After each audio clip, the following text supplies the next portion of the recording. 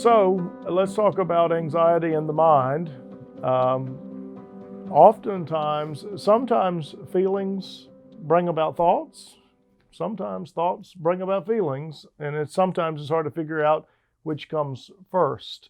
So let's talk a little bit about simple, what we call cognitive behavioral therapy, and how that would relate to anxiety. And it is difficult to know whether most cognitive behavioral therapists believe that the thought precedes the feeling precedes the behavior. Sometimes that's confusing, but I don't believe that the behavior precedes thoughts and feelings.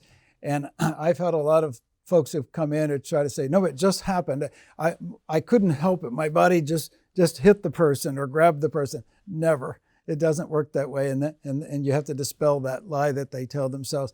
Cognitive behavior therapy helps a person decide, are my thoughts realistic? Are they even true? Are they based on things people have said to me? Are they based on things I've just decided to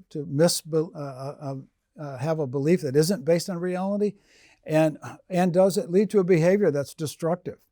Now, that's difficult to sort out alone, although some people who are high insight-oriented people could probably go to a therapist a few times, read some books, have some friends coach them, and maybe work through some self-help through traditional cognitive behavioral therapy.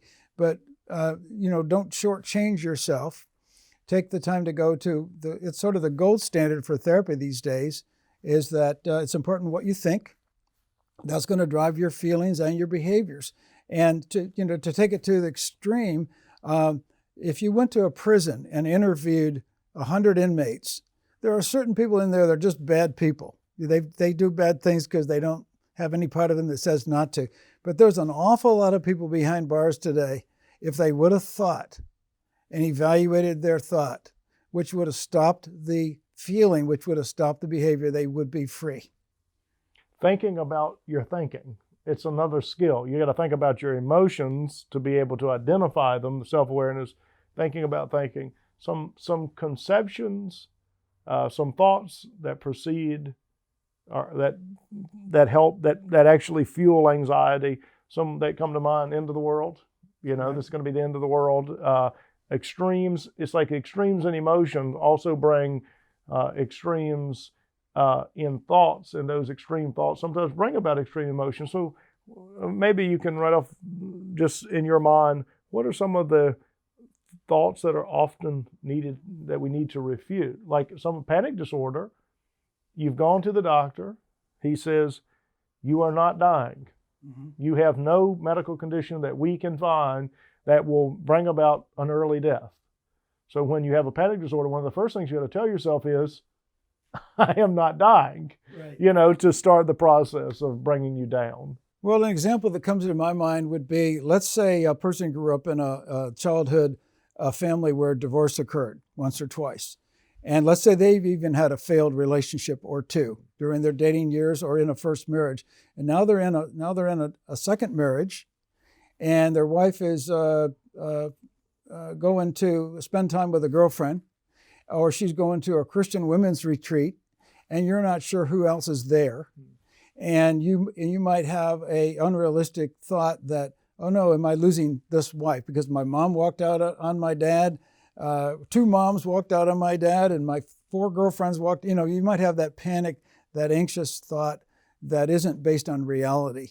So I want to emphasize again that if you have people that already know your story, if you've invested the time telling the truth with 1 or 2 other people, not 10 people, but if you have a small number of trusted people that know your story, and you go to them with that unrealistic fear, they're going to give you a dose of reality. They're going to say, come on, knock it off, Mike. That's not based on truth. That's your faulty thinking running away with you. And that is really a corrective experience for you.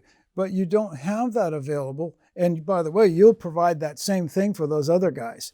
You don't have that available to you if you're not in that kind of relationship, if you haven't taken time away from good things that you do to go spend time with that 1 or 2.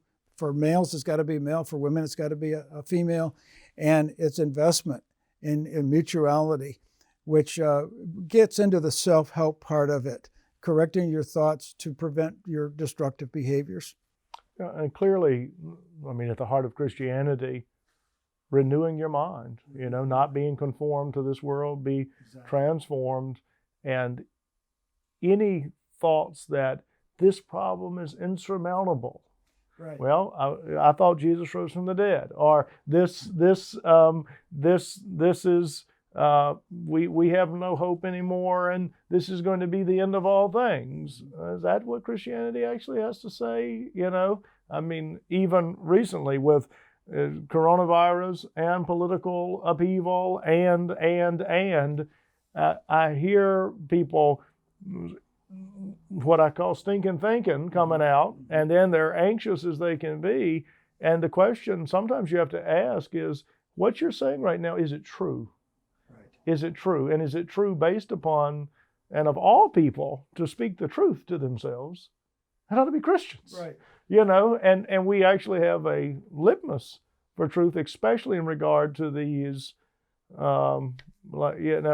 especially in regard to these very irrational beliefs that are often so, if I don't do this or they don't do this, and I'm like, well, where's God in any of this? Where is the Christian faith in any of that? Where is your hope in Christ in any of that? And if it's totally gone, I think it's, again, you're going to have to renew your minds in significant ways. It's God's available, and if you know that in your head, but you're not using that availability, if you're not using that safe place to be, then you've got stinking thinking.